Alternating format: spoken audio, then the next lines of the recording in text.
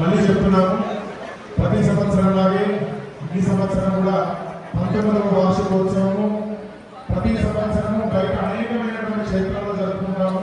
ఈ సంవత్సరము భగవంతుని యొక్క అనుగ్రహం చేత మన యొక్క బిఎన్ఆర్ గవర్నెన్స్ వాళ్ళ యొక్క మనస్సులో మనందరికీ కూడా 5 రోజులు ఈ వసతి మనందరికీ కూడా కల్పించారు. వాళ్ళందరికీ కూడా ఆ భగవంతుడు ఆయుధాలను ప్రసాదించాలి.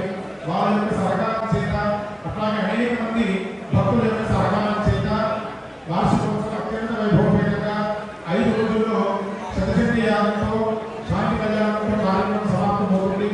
తులేకాంక్షి పురస్కరించుకొని ఆ పద్మావతి ఎలవేల సమేత లక్ష్మీ వెంకటేశ్వర స్వామి యొక్క కళ్యాణము, అట్లాగే కింద శారదా చంద్రమౌళేశ్వరి యొక్క కళ్యాణం కూడా జరపబడుతుంది. ఆ స్వామి యొక్క కళ్యాణ మహోత్సవంలో భాగంగా రక్షాబంధన జరిగింది. స్వామివారిని ఎన్నో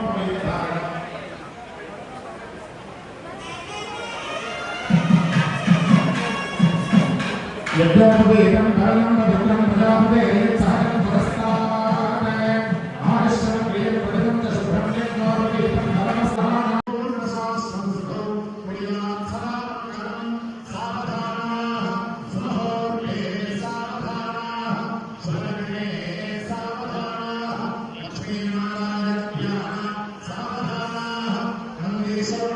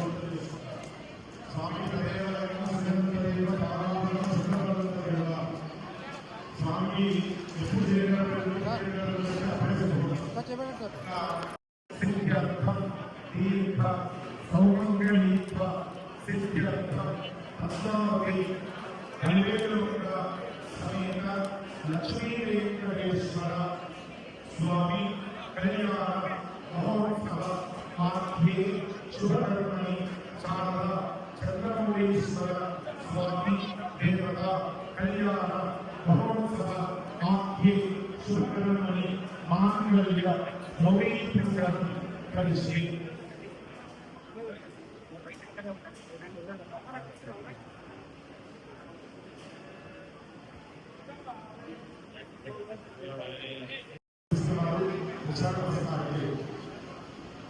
శారదా చంద్రమౌళీశ్వర భగవాన్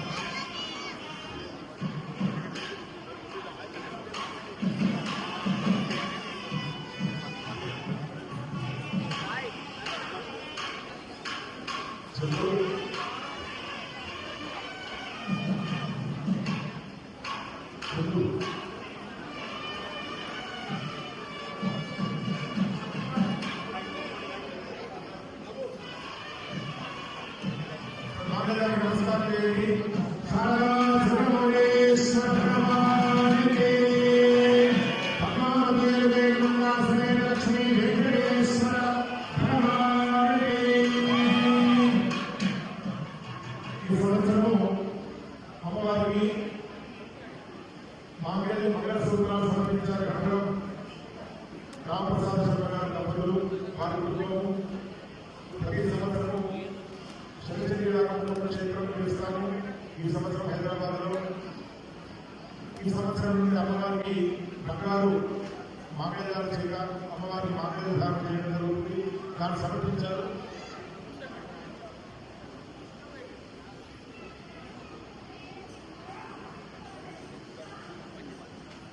చూపిస్తాను, కట్టె ముందు చూపిస్తారు.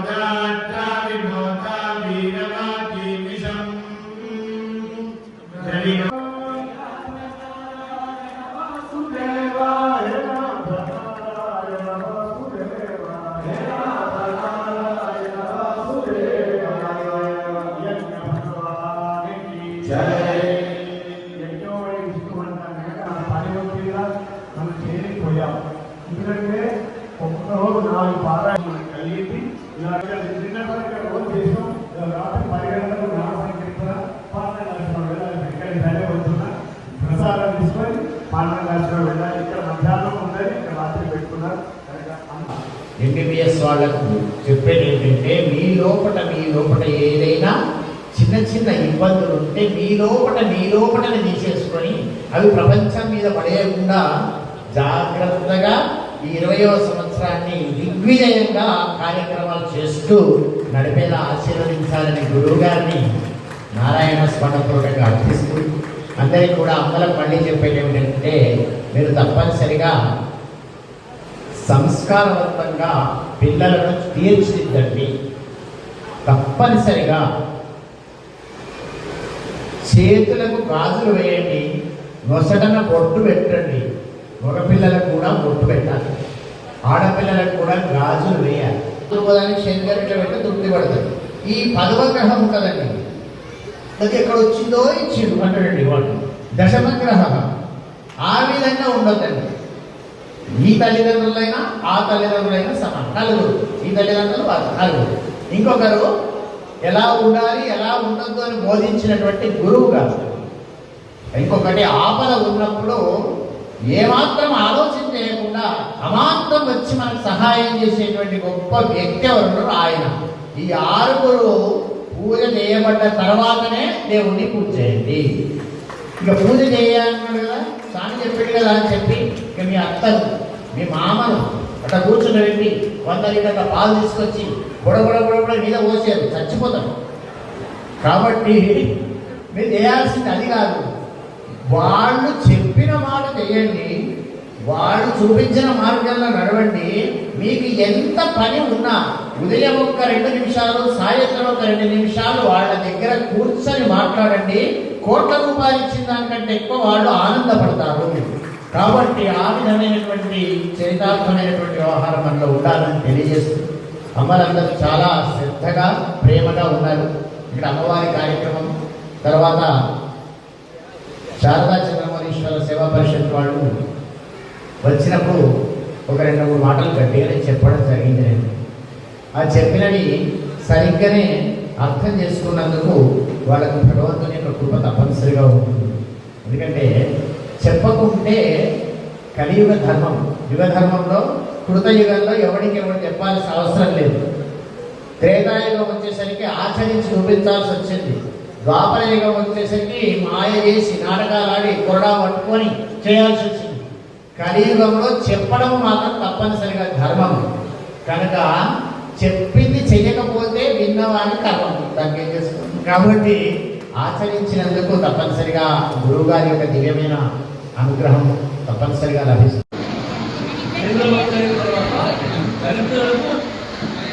బ్రాహ్మణ మహాసభ వచ్చి పరిమాణ సభ ఏర్పాటు చేసిన దేశంలో మంచి కార్యం వేరే పార్టీ జిల్లా కాంగ్రెస్ పార్టీ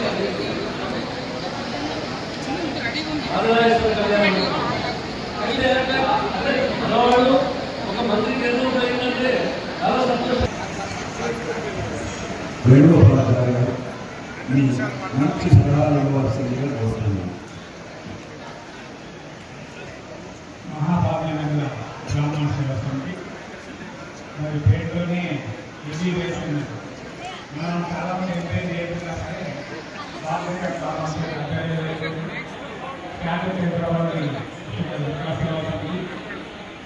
ఇక్కడ ఇంకా మా చెప్పి మహాయాగం నాలుగు భాగవతులందరికీ పూజలందరికీ మరి తొలి ఏకాదశి ఈ పవిత్ర దినాన మీ ఆశీర్వదించినందుకు సంతోషపడుతూ ఒక మంచి కార్యక్రమం. ఎందుకంటే సర్వే జనం సుఖభావం కన్నా నానుడి మన రక్తంలో ఉంది కనుక మనము ఆశీర్వదిస్తే ఈరోజు మంత్రులు కానీ అధికారులు కానీ ఆశీర్వదించుకుంటారు. కానీ మనకు ఆశీర్వదించిన వరకు గవర్నమెంట్ అడిగే పరిస్థితి మనకు ఈరోజు వస్తున్నాయి. ఏదేమైనప్పటికీ కూడా పెద్ద చెప్పినట్టు గోగంపల్లిలో 17 కోట్లతోటి ఒకటి బ్రాహ్మణ భవనం పూర్తయింది. మనం ఎవరైనా యాగాలు కానీ వివాహాలు కానీ చేసుకోవాల్సుకుంటే తప్పకుండా బ్రాహ్మణ పరిషత్ నుండి ఖచ్చితంగా ఇవ్వడానికి నేను కృషి చేస్తానని చెప్పి మనం చేస్తూ మా సీనియర్ నేను మన జూనియర్గా కాలేజ్ చేయలేను మృత్యుంజయం అంటే డీసీసీ ప్రెసిడెంట్గా రాష్ట్ర స్థాయిలో దేశ స్థాయిలో పేరున్న వ్యక్తి. తప్పకుండా వారు నేను మరి మన సంతోషం శ్రీధర్ బాబు గారు అదేవిధంగా అందరూ కూడా ఈరోజు పార్టీల మీద లేకుండా ఒకటి మనం చేయవలసింది ఏంటంటే ఇప్పుడు అడుగుతున్నాం కానీ మీరు వివిధ నియోజకవర్గాల్లో ఉన్న ప్రజలు కలవాలి. తప్పకుండా ఎమ్మెల్యేలు కానీ ఎంపీ కానీ కలవాలి. ఎందుకంటే లోకల్ పార్టీస్ వస్తున్నాయి. అందరికీ ఓట్లు అవసరం చేసి ఒక 2-3 విషయాలు అడగాలి. అపర కర్మలు ఖచ్చితంగా మాకు సైకిల్ ఇప్పియండి. అపర కర్మలకు ఎందుకంటే గతంలో మాట్లాడుతూ ఉన్నప్పుడు అక్కడ కొన్ని కట్టించాము. ఇప్పుడు వేరే ప్రభుత్వాలు ఆంధ్రప్రదేశ్ ప్రభుత్వంలో కూడా అపర కర్మలకు సైకిల్ ఇస్తున్నారు. అదే పరిస్థితి మనం కూడా మృత్యుంజయం నేను ఉంటా, శ్రీధర్ బాబు ఉంటారు. మనం మన నియోజకవర్గాల్లో కానీ లేకుంటే ఎక్కడైనా సరే అపరకరకు ఒక భవనము మరి అక్కడ ఎందుకంటే ఇంటికి 5 కోట్ల రూపాయలు వస్తున్నాయి, ఎమ్మెల్యేలు 2.5 కోట్ల రూపాయలు వస్తున్నాయి. మరి పెద్ద చెప్పినట్టు వివిధ కులాలన్నీ కూడా సన్మానం చేస్తారు. చాలా వస్తారు. ఒక ఎమ్మెల్యేని ఎంపీలు పోతారు, వాళ్ళ భోజనం పెట్టారు, పెట్టి మరి ఎలక్షన్ కాకముందు మనం 12 రావాలంటారు. అయినా ట్రాఫిక్ చేస్తారు. ఎలక్షన్ తర్వాత కూడా అదే అక్కడే సన్మానం చేస్తారు. కానీ మనకు లోపించింది ఏంటంటే మనకు వాళ్ళు వస్తే సంతోషం అన్నట్టు. ఇంకా చెప్పినట్టు వాళ్ళు వచ్చి మనకు భోజనం పెడతాంటే ఆశీర్వాదం ఇస్తాము అంతే. వాళ్ళ ఆటం 5 ఏళ్ళని మనం గుర్తులు అంటే కాకుండా ఖచ్చితంగా అందరూ ఐక్యంగా ఉండి ఏ పార్టీ అయినా సరే మనకు బ్రాహ్మణుడు అయితే బ్రాహ్మణుని నిలబెట్టుకుని గెలిపియాలి. ఒకటి రాజకీయాన్ని ఇద్దరు గెలిపే శక్తి నాకు ఉన్నది. మన మాట 10 మంది వినే శక్తి ఉన్నది కనుక దాన్ని మనం ఉపయోగించుకొని ఒకసారి రాజకీయంగా డెవలప్ కావాలి, ఆర్థికంగా డెవలప్ కావాలి. ఎందుకంటే బ్రాహ్మణుడు ఎప్పుడు బ్రాహ్మణుడు అదే ఉన్నప్పుడు ఏదో ఐటీ పుణ్యమని చెప్పి జాబ్లు వస్తున్నాయి, మరి మన మేనేజ్మెంట్ బ్యాంకులు వస్తున్నాయి తప్ప ప్రభుత్వ పరంగా ఇతర కులాలు ఏ విధంగా సహాయపడుతూ తీసుకుంటారో మనం కూడా అదే తీసుకోవాలి. రేషన్ కార్డు అప్లై చేయాలి. రేషన్ కార్డు మనం దొడ్డు బియ్యమనిపిస్తుంది. దొడ్డు బియ్యమా ముఖ్యం కాదు కానీ పేదల ప్రమాణికం రేషన్ కార్డు తీసుకోవాలి. అదేవిధంగా బ్రాహ్మణ పక్ష సేవలు వాడుకోవాలి. మరి వివిధ రేషన్ కార్డుతో పాటు ఇందిరమ్మ ఇల్లు ఇక్కడ 5 లక్షల ఇతర కులాల మాటలు మనం వాడుకోవాలి. మనకేంటంటే ముఖ్యంగా ఈవో ఒకటి. ఎందుకంటే అర్వాదులని అందరు వర్షాపుడి అంశమే కనుక వర్షాపుడులతో మాట్లాడుకుంటారు. ఆ వేరు ఈ వేరు పెద్దవాళ్ళు వేరు ఇక్కడ అందరూ మన సమాజం వరకే ఇద్దరం కనుక మన తోటే ఈరోజు మన సమాజం ఆశించే వ్యక్తులు తీసుకోవడం కనుక దాన్ని దయచేసి మన శ్రావణాలు కూడా ప్రభుత్వ ప్రాముఖ్యతలు తీసుకోవాలి. దీని తర్వాత తప్పకుండా నేను పెద్దలు గుర్తు చేస్తారు ఇళ్ళ విషయంలో కానీ అపరికరం భావం విషయంలో కానీ దీన్ని మీ దగ్గర రాస్తే మేము ఆ జిల్లా కలెక్టర్ చెప్పి శైలి కాకుండా తప్పకుండా ప్రయత్నం చేస్తాం. సెటిల్మెంట్ అంటే కాదు పెట్టాలి కొనవాలి కొనుక్కుంటా పోతే కొనైనా తప్పకుండా అవుతాయి తప్పకుండా సాధిస్తామని మనం చేస్తూ మరి పరమావళికి తెలియజేస్తున్నాడు. ఏమో విషయాన్ని భద్రవాక్యం సందర్భంగా ఈరోజు కార్యక్రమాలు కార్యక్రమం చంద్రబాబు జవాబు చెప్తారు. మహాభాగ్య ప్రవాసం ఉన్నారు. ఇంత పెద్ద ఎత్తున కార్యక్రమం చేసినందుకు పేరు పేరున వారి ప్రణామాలు జరిపిస్తూ తెలియజేస్తున్నారు.